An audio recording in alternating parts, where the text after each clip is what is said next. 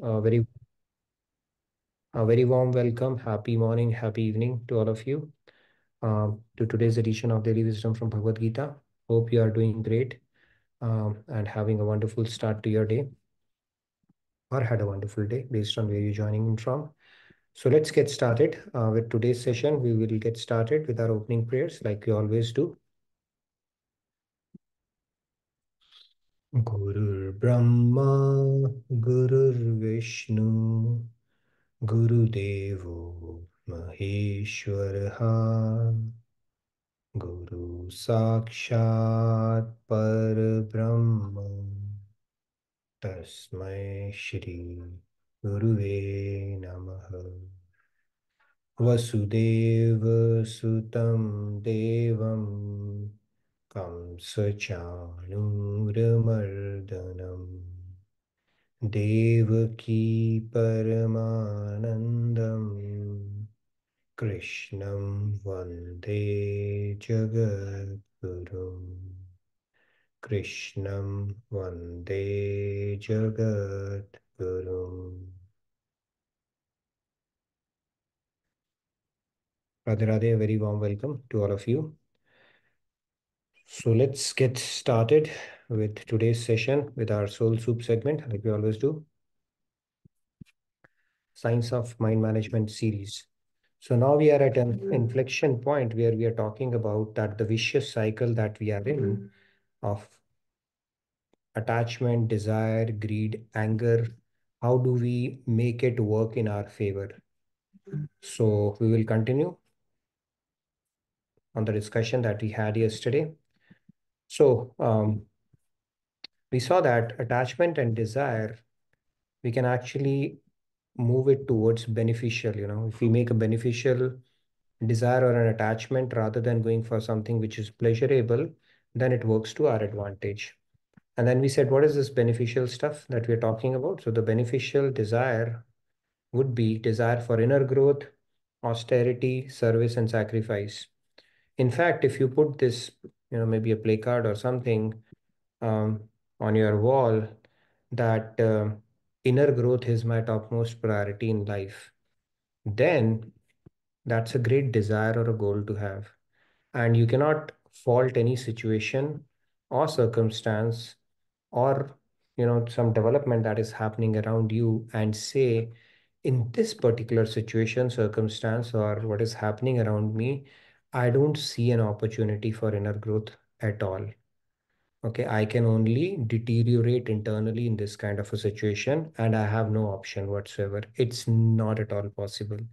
In any and every situation, there's always a silver lining or an opportunity for inner growth. So when we make that as our desire, then we make this cycle of attachment and desire work in our favor as well. Then the question, the begs, one would come basically is that fine, then, but what do we do about the greed and anger aspect of it? So greed and anger, let's see how it gets channelized as well. So from that standpoint, you can make, let's start with the anger first. Now, anger is, like I said, it is the Senapati or the commander in chief of Maya, and it is very, very dangerous in the material world if anger is something that controls you. But then the key to channelize this emotion in proper direction is like in Ramayana, the a devotee of Lord Ram says, who's that devotee? You can guess that. He says that Ha Raghunandan Prana Pirite Tum Bino Jiyat Bahut Din Bite. Okay, it's there in the bhajan as well. Radha Vallabh uh, Kunja Vihari. So this is stated by what the devotee is saying that, okay, I'll get to that. On anger that, oh Lord Ram, how heartless I am that without your devotion I shall continue to live. This is what Dashrath said when Lord Ram left. Now, if you look at it, anger on your own self, that, I have not realized God and I have been on this path for so long and yet I'm not able to make progress. Or how can I even survive without God or his darshan. If you channelize anger in that direction, then it is a good anger to have. Okay, this is how we can channelize anger as well. And going back to the desire, I think I picked up this shloka from 14.26 from Bhagavad Gita. It says that Lord is saying, those who serve me with unalloyed devotion rise above the three modes of material nature and come to the level of Brahman. So the point is, when we dovetail our desires and attachment towards God, then we start transcending the three gunas of Maya, which is the tamas, rajas, and the sattva.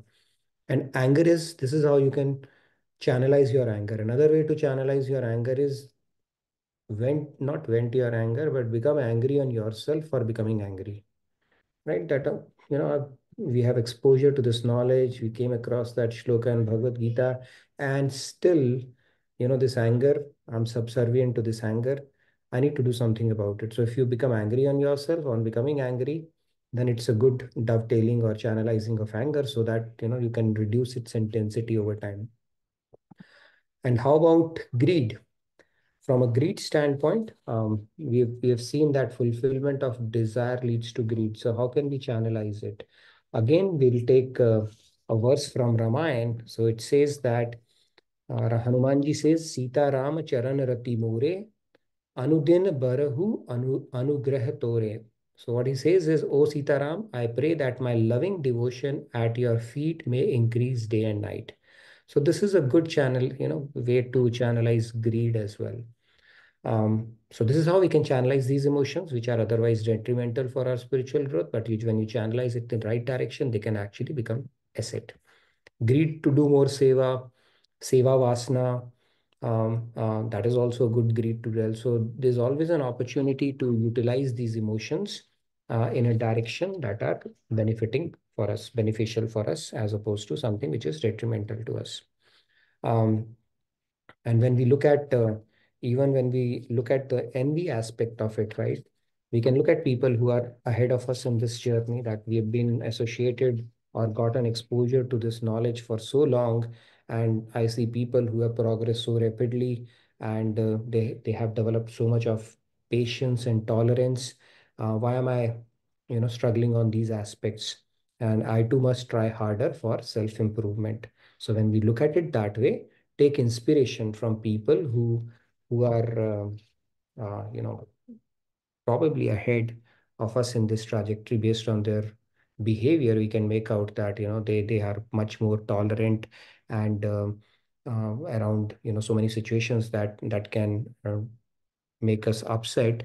Then we can derive inspiration from it, and that kind of a greed for self improvement is a good one. So this is how we can channelize these emotions for our benefit. Now let's move on to the topic of our discussion today. I'm going to recite the shloka. We'll take three hands and then we'll get started. Vidya Vinaya Sampanne Brahmane Gavihastini Shuni Chaiva Shvapake Cha Pandita Samadarshinaha. Let's take three hands and then we get started. Radhe Radhe. Radhe Radhe. Vidya Vinaya Sampanne Brahmane Gavihastini Shuni Chaiva Shvapake Cha Panditaha Samadarshinaha. Very nice. Thank you, Sandhya. Let's take Uday Kumar ji, Radhe Radhe. Radhe Radhe विद्या विनय संपन्ने ब्रह्मणे गविहस्तिनि शुनि चैव स्वपाके च Pandita समदर्शिनः. Radhe Radhe. Okay, very nice. Thank you. Tarun ji, Radhe Radhe. Radhe Radhe विद्या विनय संपन्ने ब्राह्मणे गविहस्तिनि शुनि च वेशोपाके च Pandita समदर्शिनः. Very nice. Thank you. Okay, let's take Rupa ji. We couldn't take her yesterday. Rupa ji, real quick. And then Sam ji as well. We can pick up for it. I know we have a hard stop. So Radhe please. Radhe everyone. Radhe Radhe. Vidya Vinaya Sampanne Brahmane Gavihastini Shuni Chaiva Shvapake Cha Pandita Samadarshinaha. Very nice. Thank you. Samji, please go ahead. Vidya Vinya Sampanne Brahmane Gavihastani Shuni Chiv Shopake Chal Pandita Samdarshana. Radhe Radhe. Very nice. Thank you. Radhe Radhe. So this shloka, Lord Krishna is saying the truly learned with the eyes of divine knowledge see with equal vision a Brahmin, a cow, an elephant, a dog, and a dog eater. Okay. So let's move on. So what's going on here?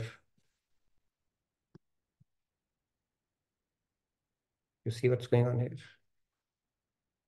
So the painting, what he's supposed to make, is limited by the view that this gentleman has, right? So this view is what is our view is also obstructed right now because our knowledge is limited, and that's how we see things around us, right?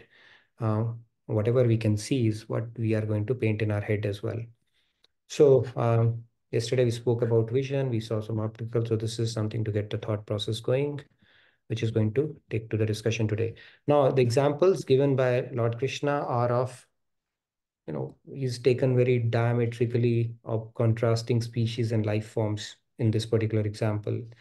Vedic Brahmin who conducts worships is respected. A dog eater is looked down upon in society as an outcast. We know that. Cow is milked for human consumption, but not a dog. Cow is in fact considered holy in our scriptures. Even in Western tradition, they say holy cow, right? An elephant is used for ceremonial parades, while neither the cow or the dog are, right? So they are very diverse species that Lord Krishna has picked up in this particular verse just to drive home the point. Okay. He cannot cover all the species, but he has taken enough diversity to drive home the point in this shloka. So if you look at it, it's the Brahmin, he's a cow, and then the elephant, and then, of course, the dog that we're talking about, right? So what he's saying here is, these are the species that he has taken in this example. So from a physical perspective, these species are sharp contrast as you look at it, right? They are all different from each other. I mean, there's absolutely no similarity as such, right? So, but then from a spiritual perspective, if you look at it, right, the knowledge sees them as eternal souls and hence views them with an equal eye. So that is the perspective. We'll talk about, the knowledge, how the knowledge would lead to that perspective. But this is a Pandit, true learned person would look at them, they will understand the common denominator each one of these species have, right, as divine eternal souls, so to say. So you see these cool glasses? These are the cool glasses we all need to be able to see what? See this divinity in all of them, right? So this is the whole idea. These cool glasses were given to Arjun when Lord Krishna showed his cosmic form as well. But these glasses is something that is our vision. We develop when you progress on this path, like Sant Namdev. There's a famous example about it, right? When he was cooking chapatis, preparing chapatis for himself, and then a dog comes and starts running away with the chapati. And since Namdev says stop, he goes behind it to stop. He said, "Oh my Lord, if you were to take the roti, you could have waited at least for me to apply some butter on it. Otherwise, how will you gulp it through your throat, right?" So he's seeing his Krishna, his Lord, even in that dog. So they're not able to discriminate. They see everything is a veritable form of God, and they're able to perceive divinity in anything and everything. That is the whole idea, right? And that kind of a vision they develop. So Lord Krishna is revealing in this verse that how this divine knowledge provides us that vision, um, which is different from the physical sight as we see things manifesting in front of us, right? And then we are able to see things as soul, as an eternal entities, or the fragmental parts of God, and the divinity, underlying divinity in each one of those. Then you don't discriminate at that point. It's not like you will see cow as an elephant or vice versa. Or for that matter, if a tiger comes in front of you, you're going to hug him. No, they do understand that, but they are able to perceive that underlying divinity in them as well. Okay, that is the whole idea. Now the question comes, okay, we'll get to that. So even if we look at within society, we have so many categorizations, right? People talk about, we have spoken about this topic in greater detail about the Varnashram Dharam, where people consider this as a hierarchical, where Brahmins and Kshatri and Shudra and Vaishya and Shudra, those kind of categorization are there. But Lord Krishna said, I mean, these divisions in societies, they exist regardless. In every country, um, these four shrenis, or not shrenis, but varnas exist. There'll be people who will be protecting the borders. There'll be people who will be engaging in business pursuits. There'll be people who will do the workers' jobs, and there'll be people who will be imparting knowledge. There'll be in that kind of a, so that categorization is automatically established. It's simply telling you that, and that is driven by our propensity. But that doesn't mean one is superior and other is inferior. They are just like four pillars of a society. And so if you look at it from that standpoint, Brahmins, they conduct worship ceremonies, Kshatriyas, they administer society, and then we have Vaishyas, the business community, and Shudras, they engage in labor. And if you look at it from divine perspective, again, it's you see that commonality between they, you don't look at one as higher, Brahmins of a higher caste and Shudras of a lower caste, and you consider all of them equal because they are all tiny parts of God and hence alike.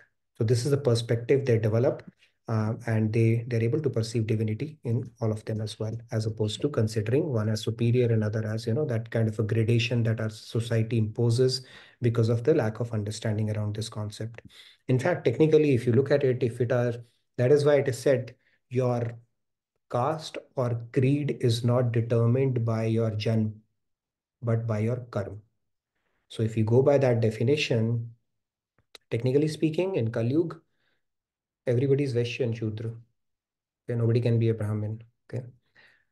So because only if you impart knowledge and don't get paid for it, and that's essentially your primary dominant, predisposition in your life, then you are technically, so it's very difficult to be in that kind of, but anyway, the point here is that although from a society standpoint there are gradations, but if you look at it from a spiritual perspective, all are same. Okay, there's absolutely no difference at all. And these caste creeds and stuff like that, it is creation of human beings where somebody wants to enjoy that vantage position for whatever reason because the vested interests are at play, but from God's perspective it doesn't matter at all. Okay, they are all and even from a saint's perspective, they do see that divinity or that underlying that divine element in each one of them. Now the question is, why are we not able to perceive it right now? Because we have a natural predisposition, proclivity, tendency, propensity to see or discriminate. And that is because of these four delusions. These four delusions, when they are cleared in entirety, conclusively, then we are able to rise above these divisions that we have created in our mind. Yesterday we spoke, right? It's only because of these divisions, these conflicts are created, right? These isms are there, and it can even lead to wars where it's me versus the other kind of a thing, that we are not able to see that this whole creation is a veritable form of God or the underlying divinity, or have that kind of a perspective or a vision. That's where we have conflicts, wars, and the kind of battles that can ensue even in a family or between individuals as well. So what are those delusions that we need to quell or dispel, basically dispel? One is the Swatattva. We need to know who we are. We need to really ponder upon this question, right? Bhagavad Gita, Sankhya Yoga, Lord Krishna says that, see, this Bhagavad Gita is defined as, it has three parts to it. It starts with a knowledge which is called Guhya, then it moves on to Guhyatam, and then Guhyatar, and then Guhyatam. That means confidential, more confidential, and most confidential. Okay. So the confidential knowledge, it starts with telling who you are. Not many of us would know unless we have access to this profound knowledge that we are not this body-mind complex. We are actually souls. So understanding that this is the first delusion, that I am a man, I am a top executive, I am a woman, I am a diligent doctor, the designations that we carry, which are only at our gross body level, or worldly level, we consider that to be our identity. So that is the first delusion. The second one is the Paratattva. This is what we are going to talk about in more detail, at least introduce it today, because it will take multiple sessions to cover this topic. The absolute truth, right? See, whenever somebody talks about, hey, I know the absolute truth, it's very intriguing, right? If somebody comes up with that kind of a statement, and when I was in college, there was a guy who said, I have understood the absolute truth. So I was like, wow, can you tell me that? And when I heard that absolute truth, that there is God and there is soul, so I was like, yeah, so kind of he's an amusing guy. That's a different matter that, people put his nickname as Atma, and, we used to call him Atma Boss. Um, but then he had kind of started scratching the truth, and which was pretty amazing, at the time in college life, he was trying to do that. But yeah, what is the absolute truth? We will try to know that over the next few sessions. Okay, absolute truth. So Paratattva, it's important to know that. Who's God? Is there one God or many? It's a very important question for us to tackle and know it for, with certainty. The sadhya, the goal, the sadhana, what is the goal and how should we achieve it? What is our goal? Having a family, home, money, success. Is that all what life is all about? As society, people, your peers and everybody and your friends would like you to believe, hey, are you buying the new house and did you get the latest car, and how much did you get another zero attached to your bank balance, and what is the yardstick for success? Is that all we are meant to achieve as humans? And then how do we go about achieving it, right? These are the questions, these are the delusions we carry right now because our knowledge and value system is a little skewed up. And then the Virodhi Vishya, the incorrect information, what is, this is good for my spiritual progress, and these things are not good for my spiritual progress, right? Where you could have some kind of a delusion around running away from the world, but we'll talk about it in more detail, where we think this is good for my spiritual, this is not, right? So we'll talk about that as well. So these are the four delusions that we need to dispel so that we can get those special glasses and have that samdarshita or equal vision around those four entities. Four entities means the whole diversity that we see around us. So we will talk about a little bit about the Swatattva, although we can spend multiple sessions on that itself, but I'll not do that. And then we'll talk more about Paratattva, and that is an important one because we all kind of understand now that we are soul, we are divine soul, we are not this body. Anybody who still has doubt that we are a body? Okay, Sandhya raised a hand. You still have a doubt? Okay, hopefully not. I had a question. Okay.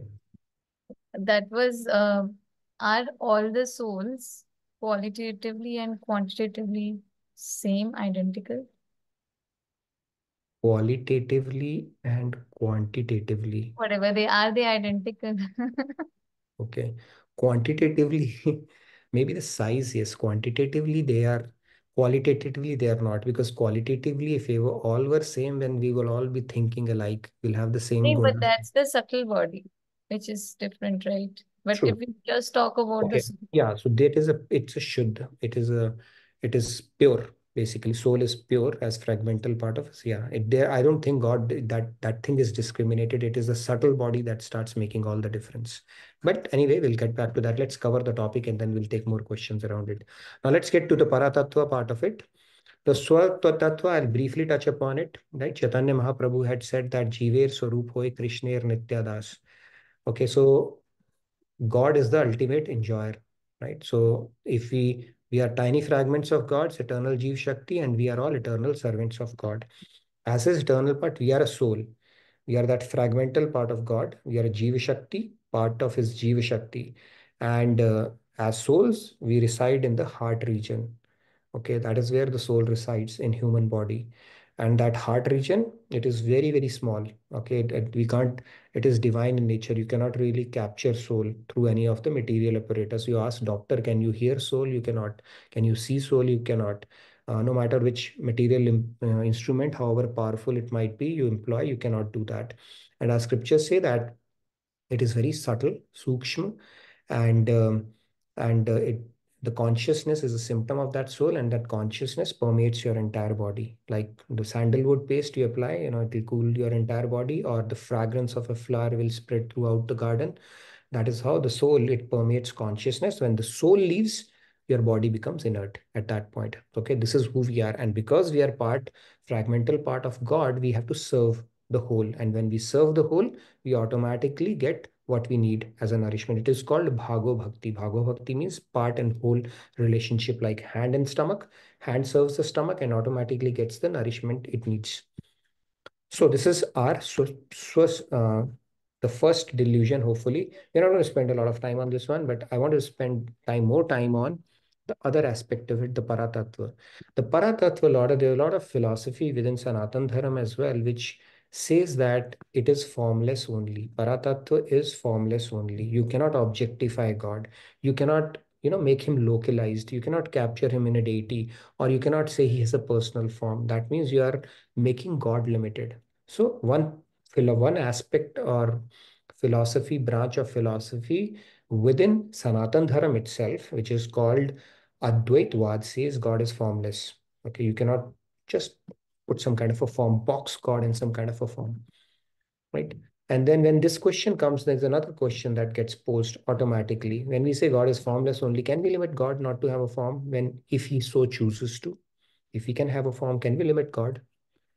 Right? If you limit God, that it goes against the very definition of God being all powerful. It's, you know what God says, you know what?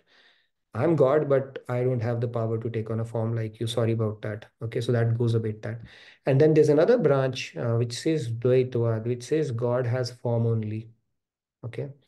They say that God has form only, it's not the formless aspect of it. The point here is when you say not only this or not only that, Maharajji reconciled it beautifully. He said, instead of he, just put bhi. So when you say not only, only, instead of saying only, say not only but also.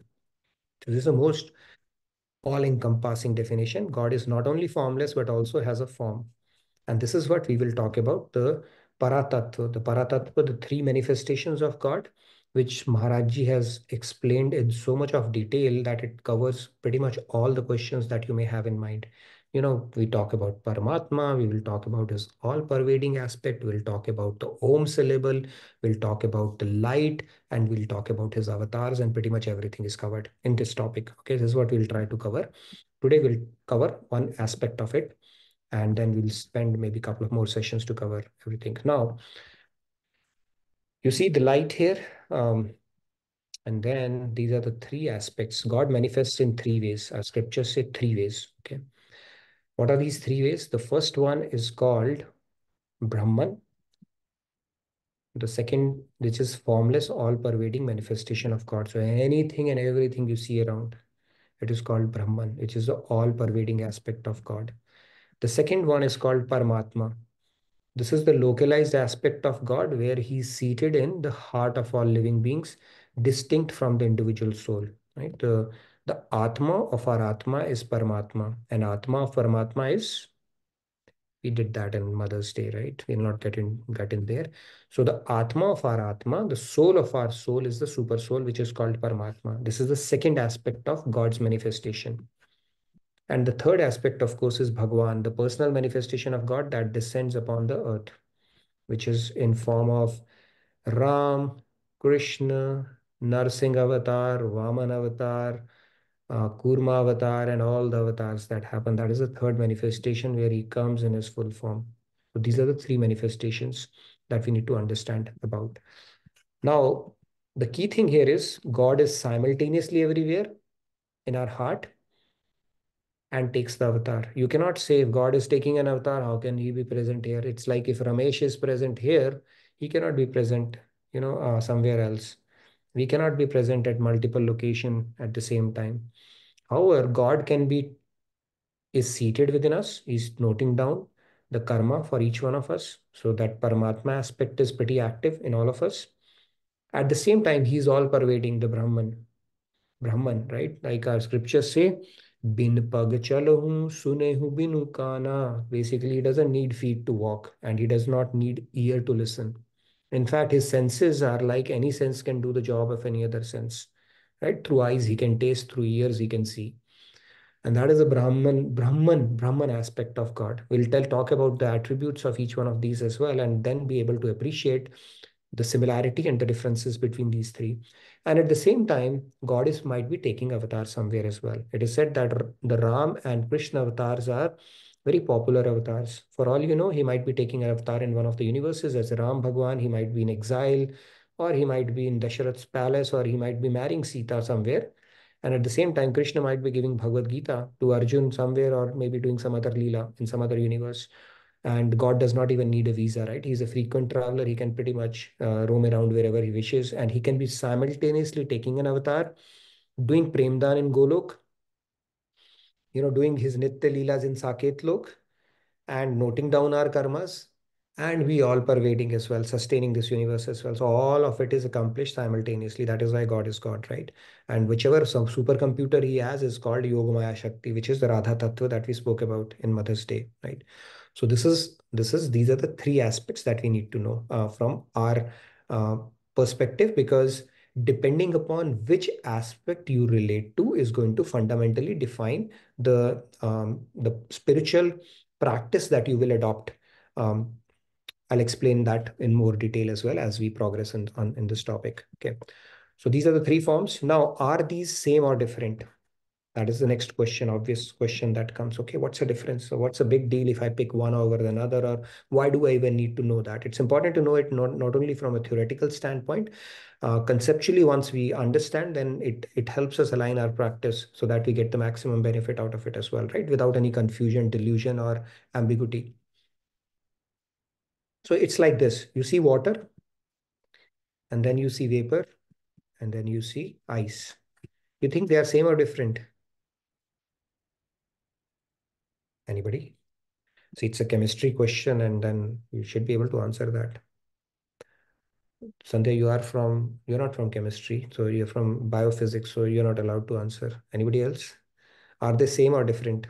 I'm seeing there are messages in the chat that I can read Okay. now. Sure. Go ahead, please. Go ahead. Same. People are saying same. Tejas, Sam G, and who else? Manisha G. Okay, she's asking a question. So Yeah, maybe they're same. They are all H2O, right? They're all H2O, so they're all same. Very true. Chemically, they are all same. But at the same time, if you're feeling thirsty, do you think you can have vapor? Or you can have ice and say quench your thirst with that? So they are same, and yet they're the properties that are exhibited by them are different. Now it will become water at ice will become water at a certain temperature, right? Above zero, and then it will become steam at a certain temperature, 100 degrees centigrade.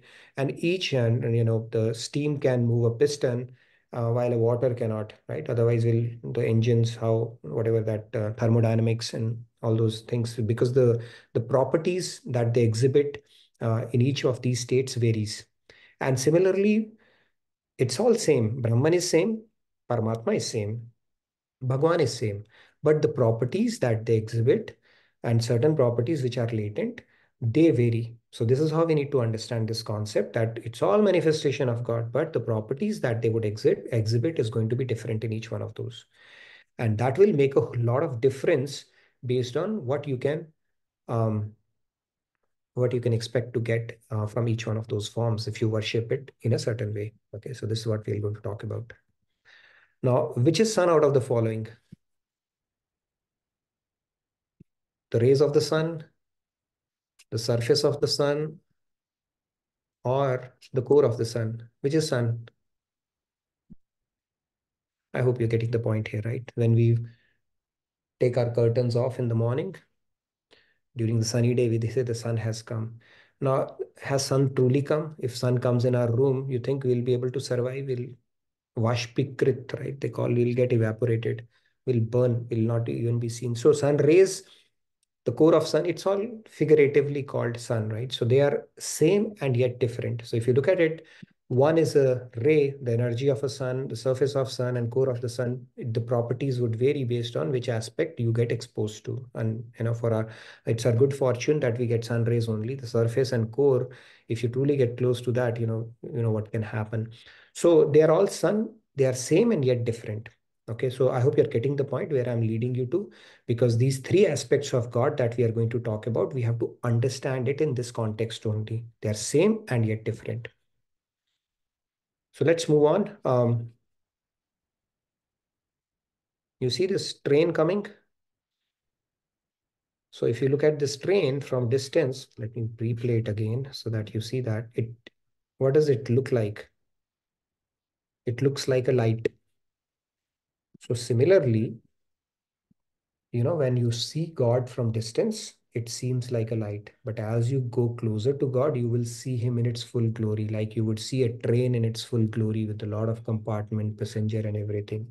So from distance, it may seem like a shimmering light, but as you get closer to it, you will see it's in its whole entirety. And that is the difference between the Brahman aspect and, okay, which is the Nirakar, Nirgun, Satchidanand. Then most of the Shaktis, they are unmanifest in this aspect of God, where it is just like a light, distant light. When you get to the Paramatma aspect, we'll talk about it in more detail. His localized version, he has form, Sakar, has attribute, Sagun, and he's the indwelling form of God, which just notes the karma, basically the karmas that we do. But it does not perform any leelas. 99% of the Shaktis, I don't know where that formula came, but yeah, not 100% yet manifest in the Paramatma form of God. And because it cannot do leelas, it does not have parikars also. So when you sit in samadhi, the union of soul with super soul is where you are tapping into the Paramatma aspect of it. For a Jnani, Aham Brahmasmi, when they talk about it, they look at the effulgence of God and they just want to merge in that effulgence of God. While Bhagavan form, I'm not going to get into detail, just giving you a quick description here. It is a Saguna Sakar form, which has attributes, performs leelas and pastimes, and all of his Shaktis they manifest. Okay, so if you look at light at a broader level, if you worship light, light does not have an ability to grace you. Okay, light is like, that is unmanifest in that. So even if you are doing a formless, pursuing a path of formless devotion beyond a point, because we have to rely on God's grace at the end of the day, right? You cannot conquer Maya on your self-effort alone. Finally, you have to tap into his grace, and then that's how your journey culminates, even though you might be going for moksha only. So these are the three high-level differentiation between the three forms. With that, I'll take a quick pause. I'll get into the detail of each one of these forms in upcoming sessions. But today, I just wanted to introduce these three so that we get an idea around these forms, three forms, and then go into a little more detail in the coming sessions so that we are able to appreciate the similarities and the difference between all three. Yes, Sandhya, any questions? Yeah. So the ब्रह्म प्राप्ति पथ ज्ञान है, परमात्मा पथ योग, right? So and Krishna prapti path bhakti hai adhikari sav yog. That is the bhakti shakat, right? So people who are on this ashtang yog marg, I guess, is that they are seeking Paramatma form of God, is that right? And so, but like I was just trying to understand this uh, sagun aspect of it. Like, are they meditating upon a sagun form, or I thought they are also kind of meditating upon a formless, right? Or No, it's a good question because now when we talk about Paramatma, right? When we talk about Paramatma, if you look at it, it has Sagun also, right? We spoke about Sakar. Yeah, we are saying it's sagun Sakar. sakar. So Paramatma is actually Kshiro Dakshai Vishnu, Mm-hmm. right? So if you look at the hierarchy, Kshiro Dakshai Vishnu, which is noting down and Kshiro Dakshai Vishnu, we know, right? In the ocean of milk, he's seated. So that is how you prapt, basically you get. But my question is, when somebody is doing Ashtang Yoga or Samadhi, they are actually tapping into the Internal. union Oh, of soul with super soul that gives them the bliss, right? That samadhi part of it. Where does the sakar form come? Okay, so that question is unresolved for me, so I'll try to clarify that. Okay, where does the sagun sakar form come? What takes them to Vaikunt, right? To see that Vishnu in Kshir Sagar and then meditate upon him, because in your yogic practice it doesn't come into picture at all. So that's something which is unresolved for me as well, unless somebody knows here. But it has Sagun, but it is devoid of Leelas and devoid of Parikars. Every right. other attribute manifests in that. So how does that unfold? Is it in the advanced stages of Ashtanga Yoga? It happens. I'm not clear about it. I have to And clarify.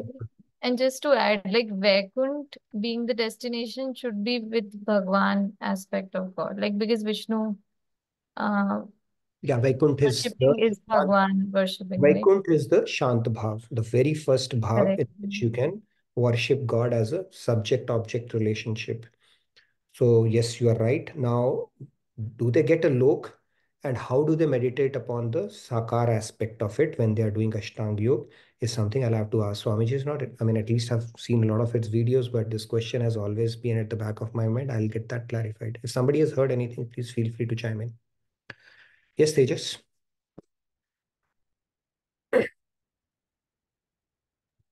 You have to Okay. unmute yourself. Yeah, Radhe Radhe Tejas, please Yeah. go ahead. Radhe Radhe. So basically, Brahman actually translates to universe, right? So Brahman is all encompassing. So every time they show the universe, so it includes the stars, the planets, and okay. So And let me clarify one more thing. hmm, There are multiple Brahmands. Now you will say universe, I'll say multiverse, right? That hmm, goes so multiverse. So our Brahmand is the one of the smallest Brahmands of a four-headed Brahma. hmm, The creator of our Brahmand is a four-headed Brahma. Similar to that, you have Brahmas who have 10 heads, 50 heads, 100 heads, million heads, billion heads, trillion heads, infinite heads. We don't even have an idea how many such universes, and you can imagine the size of their universes. Okay, it happened in Krishna Leela, by the way. So if you have seen Krishna Leela, it happened, once Brahmaji, he came to know that Krishna avatar has taken place in his universe. So it's like a prime minister or a president has come to, your city. So the mayor or the governor of the state would be pleased to meet him, right? So Brahmaji goes, he said, "Oh, really? Let me go check it out." See, he goes to meet Krishna. First of all, I mean, I'm not going to get into that Leela where he doubted that is this little boy really Krishna? Because he saw that with the cowherd boys, he was playing and eating their morsel. So he had a doubt that how can he be God? Somebody's hmm, saying that he's God. So to check him out, what he did, he picked his friends and put him in the Sumeru Parvat and went back to Brahmalok just to check him out. So that distance would have probably taken him 10 seconds or something like that. But the theory of relativity, like in Interstellar movie, the hmm, time zone when you go to those planets, that time, a few years had elapsed. When he had covered that thing, okay, few years had elapsed down below. And Krishna actually, he said, all right, game on. He simply multiplied himself as his friends and continued, life continued there in Vrindavan like usual. And it fulfilled the wish of mothers as well, because mothers always used to feel how nice it would have been to have, son like Krishna. So everybody became Krishna for that 1 year while this Leela was unfolding. Anyways, after that, Brahmaji came to know that, hey, everything is going on fine, and he had duplicated, so he came to know that it is God himself. So when he comes to meet him, he says that, I think somebody in the door, his friend or something, that, okay, tell him that, he said, who has come? So he said, tell him Brahmaji has come. So then Krishna retorts back and ask him which Brahmaji. So when he said, which hmm. Brahmaji? And I thought I was the only Brahma here. He said, okay, call all the Brahmas. And then he sees the Brahmajis, everybody was coming in there with four-headed, 10-headed.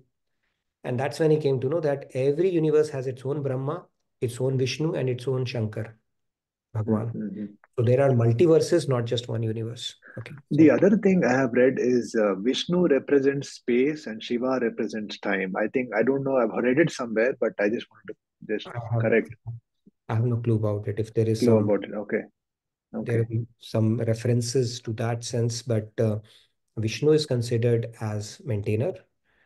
Shiva yeah, is a that's disruptor, that we yeah, know, right? that we And know. even Shiv, he came through the, through forehead of Brahmaji. I think there's a cycle how it goes, Pratham Purush, Dvitiya Purush, Tritiya Purush, and all that. So I can show that hierarchy in one of the sessions. Okay. But the point here is these are all Sanatan Tattva. Sanatan Tattva means they are all Swanch of God. And Brahmaji could be Jivatma like you and I, but sometimes God takes on the form of a Brahma as well when he doesn't find a suitable soul. But they are all like these Leelas are very incomprehensible, and the universe itself is very fast, so it can blow our mind off. But the point Yeah. here is Yeah, how do we attain Paramatma aspect of it? I'll try to clarify it from Swamiji. But any other questions related to what we have spoken about? We'll talk about in more detail about the Brahman, Paramatma, and the Bhagwan aspect of it in coming sessions. So hopefully that will clarify more questions as well. There is a question in the chat, and just like because this Shiva and Vishnu conversation was going on, I think I had received a request as well in the session that if we can discuss about Shiva, Rama, and I think in Bhagwan part you will talk about it. Yeah, we'll do that. So when Ram Navami will come, we'll do Lord Ram, and then when Shivratri will come, we'll talk about Lord Shiva more. So yeah, we'll keep on bringing And it, like the connection between them more. and the connection part of it as well. Yeah, we'll continue to do that. Okay, and the question in the chat by Ganpriya ji is, on which form is it advised to meditate, please, Radhe Radhe, and does the Paramatma have a form? Paramatma has a form. That's one I'm going to clarify. It's a Kshirodakshay Vishnu, which definitely has a form. Now, which one is you do? You can decide for yourself by the time these sessions are over, because I'll inform you with all the knowledge that is available, and then you pick yourself. You know which one you think is most advantageous for you and why. Maybe that answer will get resolved all by itself, because we'll talk about all the forms, and then what are the different bhavs you can possibly exercise with each one of those forms, and which one becomes very, very easy and beneficial and enchanting form for us from a soul's perspective to meditate upon. We'll talk about that as well. Yeah. We can take up the hands now. Sure. Chandruji, Radhe Radhe, please go ahead. Radhe Radhe. Okay. The attribute of Sat, Chit, Anand is seen in all three forms, right? Bhagwan, Paramatma, and Brahman. But you mentioned Sat, Chit, Anand was only in Brahman? No. No. Sat, Chit, Anand can be felt through all the three forms, right? Right. Okay. Yeah, Satchidanand is all in all the three forms, right? That is Right. there. Yep. God does not lose its what you call that attributes in any of these forms. It may be that some of his attributes are latent, like there are certain qualities which are latent, right? In a matchstick, fire is there, but it is latent unless you strike it with something.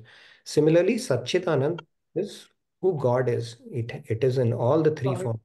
But some of these things are latent. Like, for example, in Brahman form, he does not grace, he does not do Leela. How can light do Leelas? Right?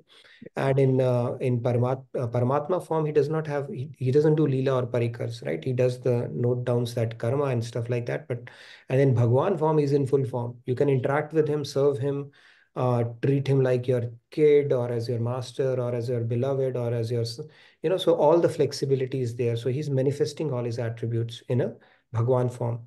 And even in Bhagavad Gita, if you look at it, you've noted in the shlokas, it does not say Shri Paramatma Uvacha or Shri Brahma Uvacha. It says Shri Bhagavan Uvacha because he's taken on a form there. So in Bhagwan form, he manifests all of his qualities and attributes. So yeah, that's how we need to look about it. But Satchidanand is always there. It's not like when he comes in an avatar, he loses his eternity or he loses his knowledge or he loses his bliss. All have it, but the manifestation or some of the things are hidden or they are latent in that particular form. That just like water, ice, and right, the attributes chemically they are the same, but the attributes that get manifested in a particular form are different. Yes, Shilpa, go ahead, and then Keshavji. See. Also, just to add, we don't have hard stop today, so. Oh, we don't have a hard stop. That's fine. We can do our devotion segment. Okay, Shilpa ji, Radhe Radhe, please go ahead. So I would recommend Ankit ji to come on audio and ask the question if you need to. Okay. Because the kind of question you're asking, that's not making sense. So if you can come on audio and announce yourself and ask, that will be nice. Yes, Shilpa, in the meantime, please go ahead. Radhe Radhe, Nitin Sarji. So I'm a little confused with the shlok, with the Gita verse for today. And why am I discussing this? that was, yeah, So that Okay. would I was missing the link. I'm And glad then you the I'm glad you second, asked the question. Okay. I'm glad yeah, you I asked. missed the link because I was like, is the shlok saying that we should see Paramatma in every soul, or is the shlok saying we should see Bhagwan in every soul? Like the dog and the dog eater are both Kanha, or is the dog and the dog eater are both souls?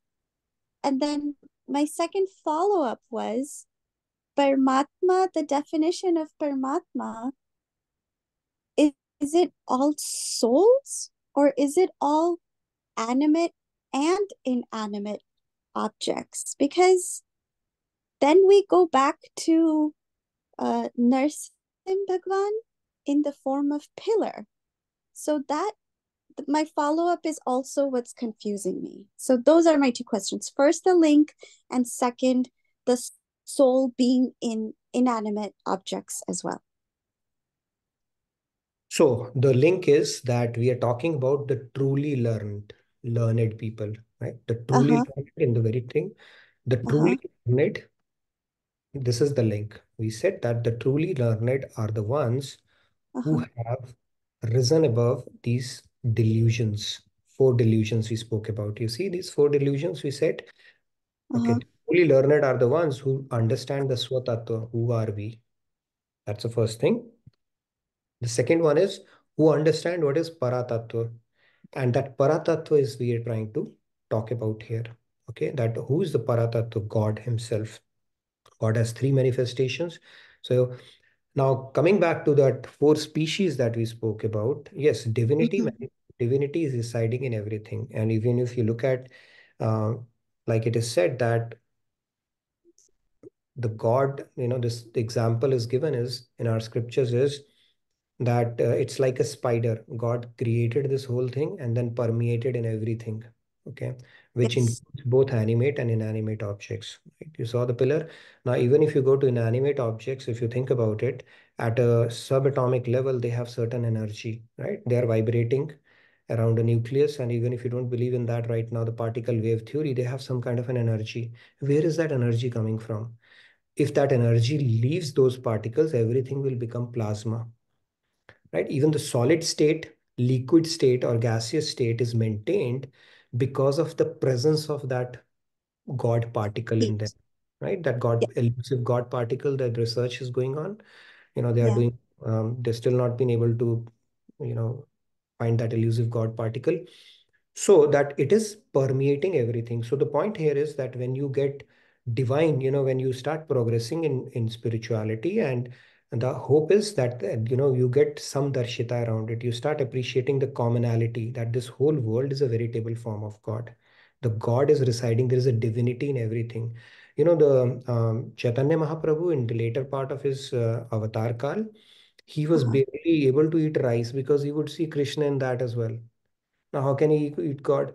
So the Paramhans, they see divinity everywhere in every atom of this universe. But then they scale back or step back so that they can operate effectively in this world.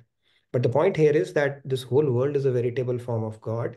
And then you don't discriminate between on the basis of nationality, caste, creed, species, and stuff like that. Okay, kill somebody, hurt somebody, whether it's another species, for whatever reason, you start seeing divinity in them and start respecting it that way. That is the vision.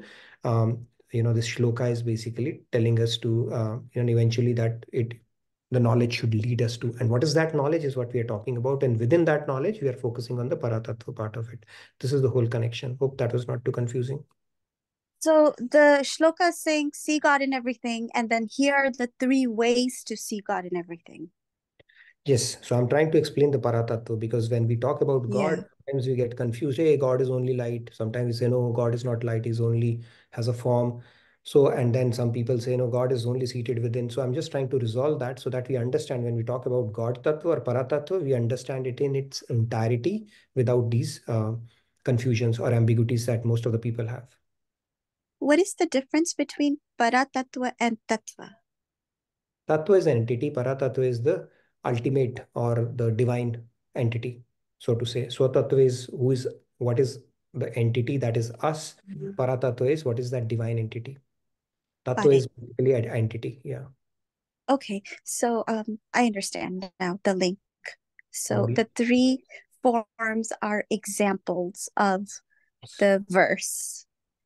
That's right. So that is the link, basically. I'm trying to explain yeah, that truly learned yeah, means we need to understand not only ourselves, but the divine tattva as well. And then when we understand that in entirety and contemplate upon it as we keep on, from a theoretical standpoint at least. So that's okay. where the link is basically with today's session.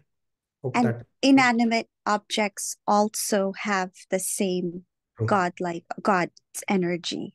God's energy in them. Yes, God has Yeah, permeated it. Yeah. If okay, it would leave, then everything we could become plasma at that point. okay, okay. It's clear. It's clear. Thank you. I understand now. Thank you.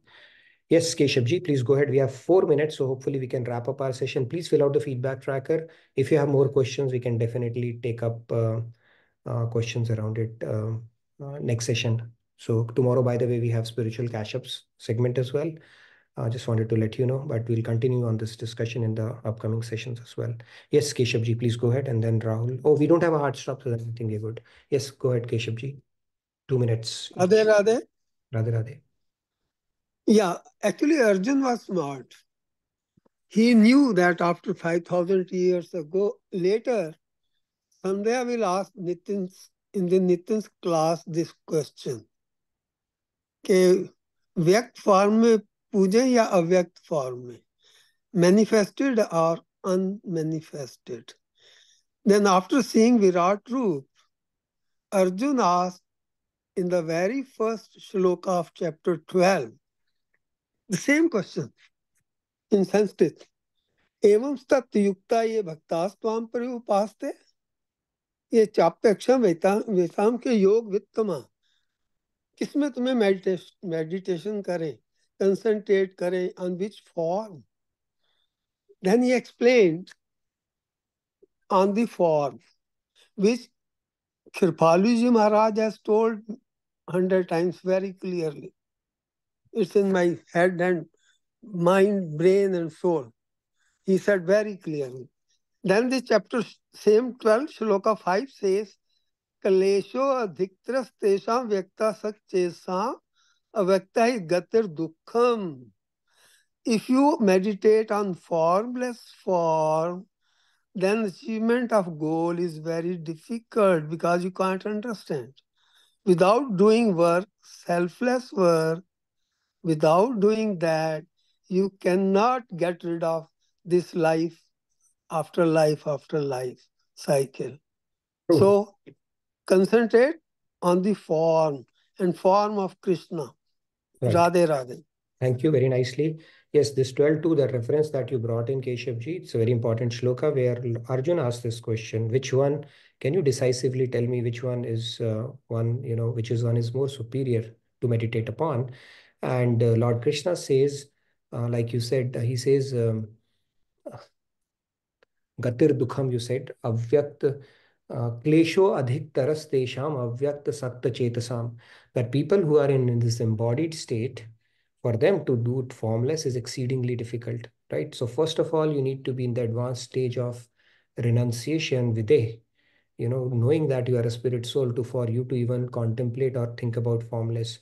But having said that, formless would still not give you a complete realization. Okay, that's what Maharaj Ji has explained. Finally, you have to become Sharanagata to Sagun Sakar so that he can grace, so that you can get out of the cycle of life and death. That is the key thing. And last thing, Sandhya's very first question was in the very beginning, about soul, Atma. So I want to clarify that very clearly. The soul in me, in Sandhya, you and everybody, even animals and birds, that is Atma in Hindi or Sanskrit, and that is Bhoot Atma. Bhoot Atma is qualitative and quantitative, the question was. So Bhoot Atma, इन 5 महाभूतों से जो शरीर बना हुआ है, वस्त्र रूपी शरीर, उसके अंदर जो आत्मा है, that is भूत आत्मा. We say blindly soul, atma. No, we have to go even more deeper. Radhe Radhe. Radhe Radhe. Thank you, Keshav ji. Yes, Rahul, go ahead, please. Yeah, Radhe Radhe, can you hear me? Yeah, Radhe Radhe. I was just reading the Bhakti Shatak explanation, and there Maharaj ji clearly mentions that if you subtract only the Parikara and Leela from Bhagwan, then it becomes Paramatma. And he also says that uh, Paramatma is also called Alpa Shakti Brahma. Sometimes they call that. And the worshippers of Paramatma are called yogis who meditate on Shirodakshai Mahavishnu, or if we call simply Mahavishnu, with the 4 arms, and his abode is Vaikunt. So the upasaks go to Vaikunt. And they Thank you. experience Anubhavanand. That is what he mentions. Yeah. Yeah, Radha. Thank And you. how can they go to Vaikunt? Okay. Okay, I think there is a vehicle, special vehicle that comes, but we'll clarify that question. Okay, how can they even have Because that? today's Bhakti, like without getting the grace of the Bhagwan form, we Yeah, that's cannot cross unanswered Maya, right? question.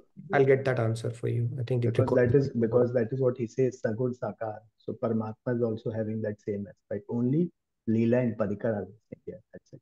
got it. But yeah, Ashtang yogis typically don't get to the form at all, right? And Maybe. Aaj ka Bhakti Shatak is actually saying that only, ki they can't. Okay, let's hear that then. Tanmeji. Yes, Tanmeji, go ahead, please.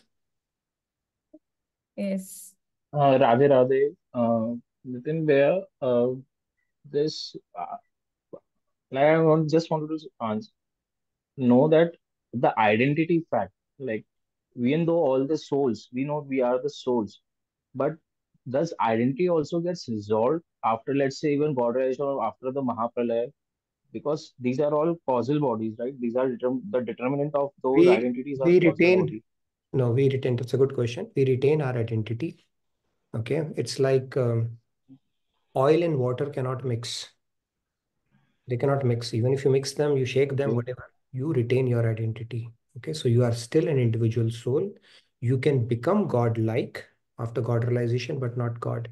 So you still retain your identity. And in Bhakti Marg, you retain your identity, and in Dvait, you continue to relish the nectar of God. Although you have become God-like, but you continue to relish his nectar because devotion and in bhakti, there is no limit of bliss. It keeps on becoming finer and sweeter and finer and sweeter. Okay. But yes, you still retain your identity. That is a good question. You don't become God and then, even if you mix however you want to mix it, and even if you merge, you still retain your identity. You will continue to have your own individual existence. Good So if question. I want to burn my past, is it not possible? No, why burn your past? See, Bhagavad Gita now, if you're attending sessions for a while, you would know that Krishna says that when you complete your surrender, he's going to burn off everything for you. Why do you have to burn things, right? He's going to take care of your Okay. stockpile in one shot. One shot and Okay. it's gone. Yep. Good question though. Thank you, Okay. Thank Tanvi. you. Now let's move on to our devotional segment. We can do a few chants and then wrap up our session next 2 to 3 minutes. I think this is very relevant Bhakti Shatak in Most awaited, I would say, sure. Yeah, let's in do that. today's context. Yeah.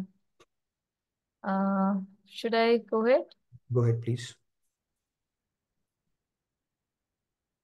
ज्ञानी अरु योगी लहै निज स्वरूप को ज्ञान राधे राधे हरि स्वरूप जाने नहीं माया माहि भुलान राधे राधे जय Radhe Krishna Radhe Radhe Radhe Krishna Radhe. Without devotion, the jnani, person of knowledge, and yogi, practitioner of Ashtang Yoga, attain only knowledge of the self, not possessing knowledge of God. They are unable to liberate themselves from Maya. A very important concept, yeah. So you need devotion to cross over Maya, because through devotion only you can attract God's grace. You can conquer a Vidya Maya through your self-effort, but not Vidya Maya. That is the key concept here. Great. We'll talk about it in more detail in upcoming sessions. Let's take the remaining two hands and then we'll wrap up our session. Yes, Dinesh, go ahead, please. ज्ञानी अरु योगी है, निज स्वरूप को ज्ञान। राधे राधे। हरि स्वरूप जाने नहीं, माया माही बुलान। राधे राधे। जय Radhe Radhe Radhe Krishna. Radhe Radhe Radhe. Radhe Radhe. Thank you, Dinesh ji. Radhe Radhe. Yes, Shyam ji, please go ahead. Yeah, thank you. Radhe Radhe. Radhe Radhe. ज्ञानी अरुयो अरे ज्ञानी अरियो गील है, निज स्वरूप को ज्ञान। राधे राधे। हरि स्वरूप जाने नहीं, माया माही भूलान। राधे राधे। जय Radhe Krishna Radhe Radhe Radhe Krishna Radhe. Very nice, Shyam bhai. For a minute, I thought you said Gyani. Are, it was Aru. But yeah, it was good. So thank you very much. Thank you everyone for your enthusiastic participation, turning on your video, and for these wonderful 60 minutes that you always turn up for. So I look forward to seeing you tomorrow, where we'll continue with this discussion, and then we have the spiritual cash-up segment as well tomorrow. So that's the marquee event of the week, right? So don't miss out on that. I look forward to seeing you tomorrow. Have a wonderful day and great rest of your evening. Radhe Radhe, and thank you from my side. Fill out the feedback tracker too, please. Thank you. Thank you, Radhe Radhe. Radhe Radhe.